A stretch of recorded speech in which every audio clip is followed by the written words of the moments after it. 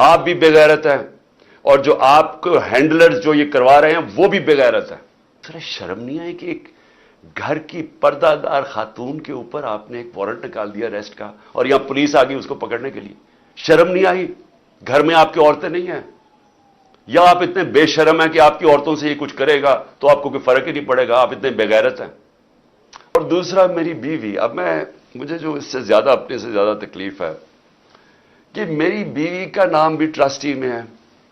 کیوں ہے؟ ٹرسٹی کیا ہوتا کہ پہلے کیونکہ قوم کو سمجھنا چاہیے، کیونکہ اتنا زیادہ پروپیگنڈا کیا جا رہا ہے.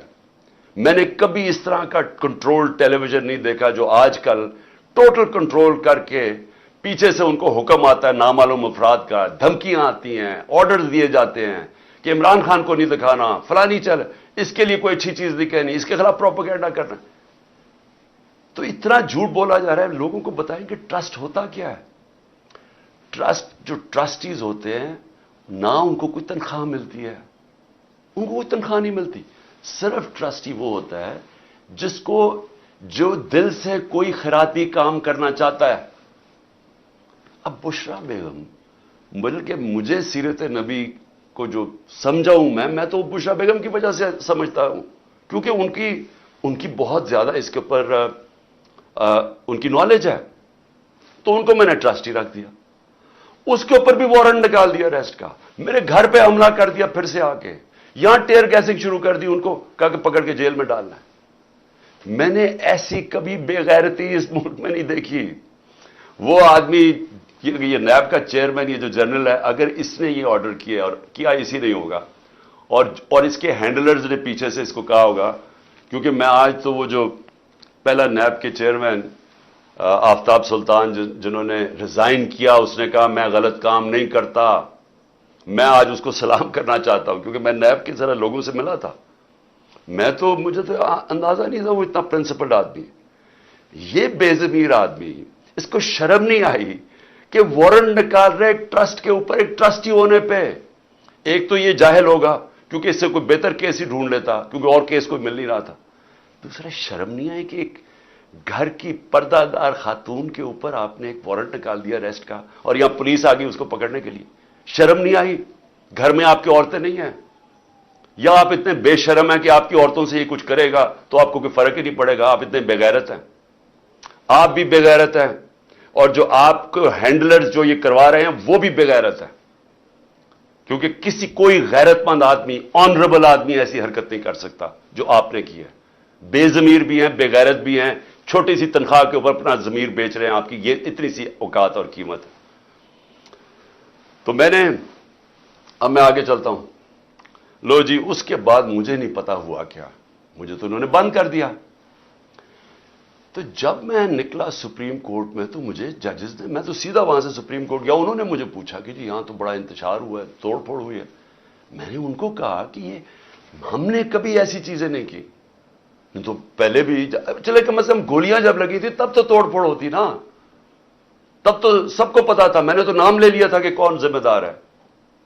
میں نے تو اس ISI کے جنرل کا نام لے لیا تھا. تو تب کیوں نہیں انہوں نے اٹیک کیا؟ تب کیوں نہیں لوگوں کو گھروں میں یہ جا کے کیوں نہیں حملہ کیا؟ تو جو اب سے میرے پاس معلومات آ رہی ہیں، میں یہ چاہتا ہوں کہ یہ ایک چھوٹی سی آپ ذرا ویڈیو دیکھ لیں تاکہ آپ کو اندازہ ہو کہ یہ ہوا کیا ہے. کیونکہ مجھے ابھی تک، میں چاہتا ہوں اس کے اوپر پوری انویسٹیگیشن ہو اور انڈیپینڈنٹ ہو. میں چاہتا ہوں جو بھی سرکاری بلڈنگز جلائی گئی ہیں انویسٹیگیشن ہو کہ اس کے پیچھے کون تھا.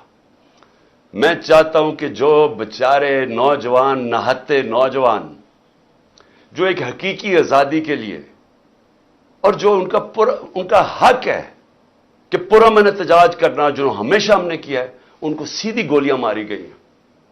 اور جو پتہ نہیں کتنے 100 لوگ اس کو پڑے ہوئے ہیں، گولیاں انہیں لگی ہوئی ہیں جو ہسپتالوں میں پڑے ہیں. میں اس سب کے اوپر انکوائری چاہتا ہوں، لیکن ان سے نہیں چاہتا. میں چاہتا ہوں کہ چیف جسٹس سپریم کورٹ آپ اپنے نیچے کوئی پینل بنائیں انڈیپینڈنٹ.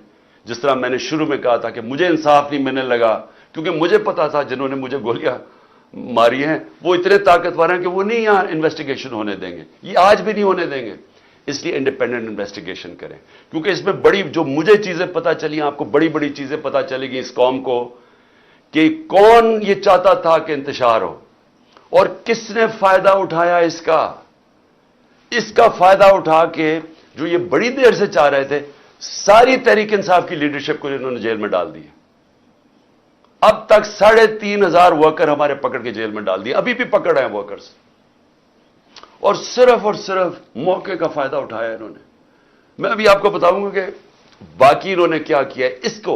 اس کی آڑ کے اندر کہ جی بہت بڑا تحریک انصاف کو دہشت گرد جماعت ہے، اس نے کیا کیا ظلم کیا ہے، اس کو اٹھا کے بہانہ بنا کے انہوں نے کریک ڈاؤن شروع کر دیا، وہ جو یہ پہلے سے ہی چاہتے تھے۔ پشاور میں 2 ایکس منسٹرز، ایک گورنر، وہ کہتے جی ہم نے یہ ایسے لوگ ہی نہیں دیکھے تھے، یہ اس ملک کے اندر کبھی ہوا پہلے؟ کتنا خطرناک ہے۔ آپ مجھے بتائیں، فرانس کے اندر آپ دیکھیں کہ وہاں پولیس کھڑی ہوتی ہے سامنے، پروٹیسٹرز کھڑے ہو کے پیٹرول بم مار رہے ہوتے ہیں ان کے اوپر۔ کبھی کسی نے گولی چلائی ہے وہاں؟ کبھی کسی کے گھروں میں جا کے لوگوں کو اٹھایا، گرفتار کیا، وہ جب سامنے ہوتے ہیں؟ کبھی کوئی لائن کراس کرتا ہے وہاں، تب تو گرفتاری ہو جاتی ہے۔ گھروں میں چھاپے مارتے ہیں، آج سب کے گھروں میں چھاپے پڑ رہے ہیں، اور ساری لیڈرشپ اندر ڈال دی ہے جیل میں اس کے بہانے میں۔ اور پھر مجھے یہ ذرا سمجھائیں کہ ٹی وی کے اوپر کیسے ایک دم میڈیا پہ کلیمپ ڈاؤن ہو گیا؟